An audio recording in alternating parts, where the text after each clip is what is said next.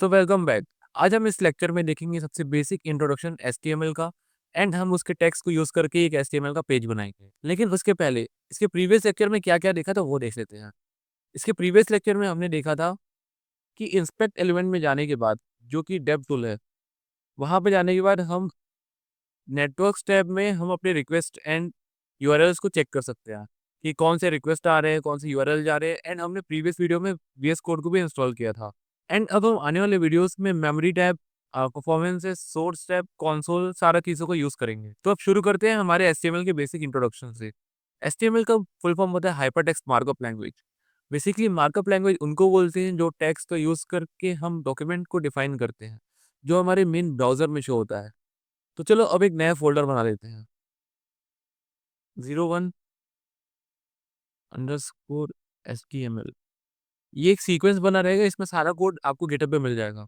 And right click करके हम इसको वीएस कोड में ओपन कर लेंगे।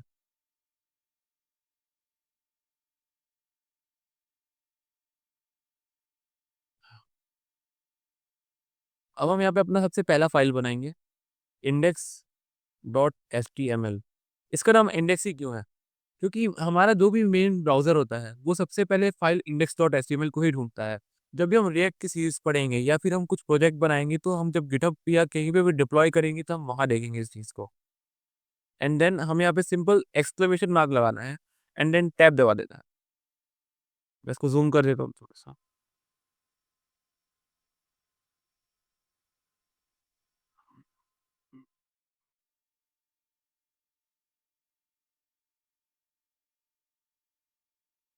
तो अभी यहाँ पे ये बेसिक सा बॉलर प्लेट कोड है। बॉलर प्लेट कोड यानी कि रेपिटेटिव कोड जो हमारे पूरे एचटीएमएल में बार बार यूज होगा। तो हम उसको बार बार ना लिख के वीएस कोड हमको एक कोड प्रोवाइड करता है जो हमको बार बार लिखना पड़ता है उसको, तो ताकि हम इसको बार बार ना लिखना पड़े।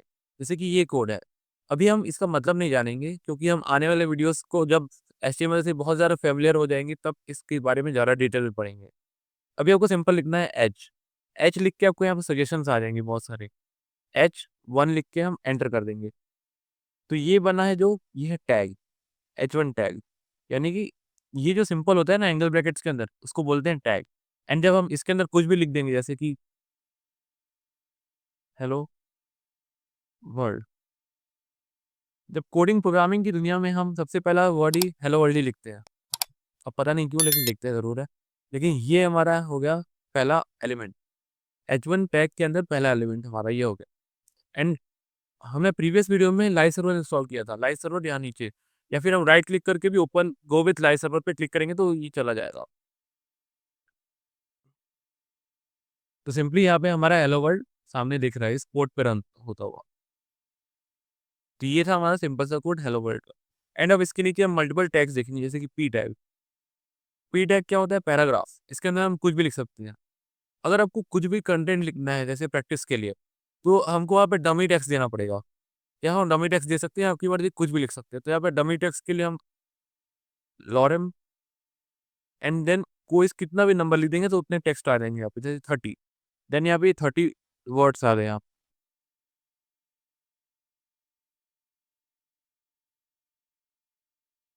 ये टोटल 30 वर्ड्स आ रहे हैं यहाँ पे। यहाँ पे ये स्क्रॉल बार आ जा रहा है, यहाँ पे वर्ड्स आगे एक्स्ट्रा बढ़ जाते हैं, तो हम कंट्रोल शिफ्ट पी दबाएंगे जब वीएस कोड में, तो यहाँ पे सर्च बार खुल जाएगा एंड वहाँ पे हम वर्ड रैप लिखेंगे। वर्ड रैप एंड इसको क्लिक कर देंगे तो ये हमारा सिंपल सामने एक ही स्क्रीन में दिख जाएगा, इसको स्क्रॉल करने की जरूरत नहीं पड़ेगी। तो ये हमारा सिंपल पी है। एंड अब इसमें इमेज ऐड करते हैं। IMG लिख के यहाँ पे देखो मल्टीपल ऑप्शंस आ रहे हैं। IMG लिख के ऐसे टैब दबाएंगे तो यहाँ पे आ जाएगा हमारा इमेज का टैग। एंड अब इसके अंदर इमेज डालेंगे। पहले इमेज को फोल्डर के अंदर लेके आते हैं। जैसे कि ये इमेज है, इसको मैंने यहाँ पे लेके आया, इसको रीनेम कर देते हैं 1.png। एंड देन अब इसको इंडेक्स की इमेज के अंदर डालेंगे। यहाँ पे SRC यानी कि सोर्स, यहाँ पे 1.png लिखेंगे तो ये इसके अंदर आ गया। एंड देन ALT यानी कि अल्टरनेट टेक्स्ट देंगे यहाँ पे। जब हमारा इमेज गलती से या किसी रीजन से कुछ लोड नहीं हो पाता तो हम यहाँ पे टेक्स्ट दे देते हैं ताकि हमको पता चल जाए कि वहाँ पे कोई इमेज है या कुछ है। तो यहाँ पे लिखते हैं chapter 1 इमेज। एंड देन अब यहाँ पे एंड देन अब यहाँ पे हम देखते हैं, एंड देन अब इसको लाइव सर्वर पे देखते हैं। यहाँ पे हमारा इमेज आ गया।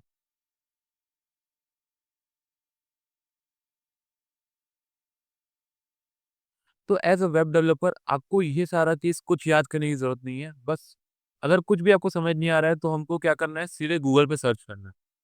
गूगल पे क्या सर्च करना है, जैसे कि हेडिंग के टैग्स है, हेडिंग टैग्स इन HTML। तो आपको यहाँ पे बहुत सारी वेबसाइट मिल जाएगी, जैसे W3 स्कूल की वेबसाइट है। तो यहाँ पे इसको ओपन किया एंड HTML के हेडिंग टैग्स मिल गया। इसको कैसे यूज़ करना है यहाँ पे वो भी मिल जाएगा आपको। जैसे कि ये कैसे यूज़ करना है, यहाँ पे ये भी लिखा हुआ है। H1 टैग, H2 टैग, यहाँ पे H1 यानी कि सबसे बड़ा, फिर देन छोटा, देन छोटा, सिंपल। एंड देन अब यहाँ पे अगर हम लिखेंगे image tag, image tags in HTML, then HTML के इमेज टैग्स भी आ जाएंगे। बस हमको सिंपली हमको ये पता होना चाहिए कि कौन सा चीज़ हम यूज़ कर रहे हैं। तो ये इमेज टैग है, यहाँ पर अल्टरनेट विड्थ हाइट, यहाँ से हम हाइट एंड विड्थ भी सेट कर सकते हैं अपने इमेज का। तो हम यहाँ पे जाके सिंपली इसको पेस्ट कर देते हैं, लिख देते हैं। देन यहाँ पे इसका हाइट एंड विड्थ सेट हो गया है। जैसे कि विड्थ को अगर हम 800 कर दे तो ये 800 हो गया। हम सिंपली इसको हम 900 कर दे तो इसकी हाइट 900 होगी। तो सिंपली हम इसको भी मैनिपुलेट कर सकते हैं ऐसे। आपको इसमें कुछ भी याद करने की ज़रूरत नहीं है। यहाँ पे हम सीधे इस पे क्लिक करेंगे एंड एमडीएन रेफरेंस खुल जाएगा। एमडीएन क्या है? मोज़िला डेवलपर नेटवर्क्स है। इसको क्लिक करेंगे डायरेक्ट, तो ये हमको सीधे उस वेबसाइट पे जो जो ये वेबसाइट खुल जाएगा जो मोज़िला की तरफ से बना हुआ है, एंड यहाँ पे हम सारा इसके बारे में डिटेल में पढ़ सकते हैं। अभी हम बिगनर लेवल पे, तो W3 स्कूल हमारे लिए बहुत ज़्यादा ही बेस्ट है। ये हमको शॉर्ट में सब बता देता है, लेकिन अगर कुछ डिटेल में जाना है तो हम एमडीएन की वेबसाइट देख सकते हैं। जैसे कि यहाँ पे कैसे यूज़ करना है। अब मान लीजिए यहाँ पे हम हमारा इमेज, जैसे कि हमारा पाथ गलत डल गया है यहाँ, SRC यानी सोर्स, सोर्स यानी कहाँ से आ रहा है, ये हमारा गलत डल गया है। तो अब हमारा वहाँ क्या शो होगा?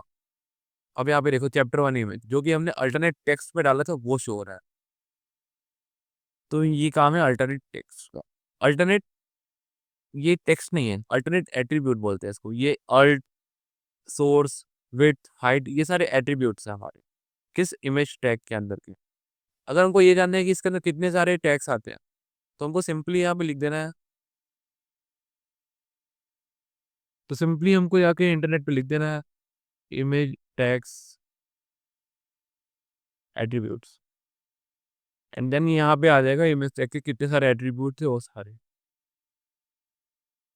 इसमें कौन कौन से एट्रीब्यूट्स होते हैं? Alt, cross origin, height, is map, loading.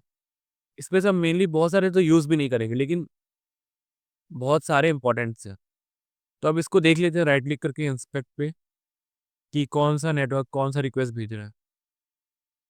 जैसे कि ये हमारा इमेज है, तो इमेज की ये इमेज ओवरफ्लो हो रहा है, यानी कि हमारा कंटेंट विड्थ के, हाइट एंड विड्थ के बाहर जा रहा है। तो इसको हम ओवरफ्लो की कंडीशन बोलते हैं। तो अभी हम नेटवर्क स्टेप में हैं एंड इसको रिफ्रेश करेंगे तो हमको दिख जाएगा कि कौन सा कहाँ जा रहा है। जैसे कि index.html, 1.png, ये अदर इंडेक्स की फाइल से आ रहा है। ये WS हमारे index.html के वेब सर्वर पे जा रहा है एंड रिक्वेस्ट जा रहा है।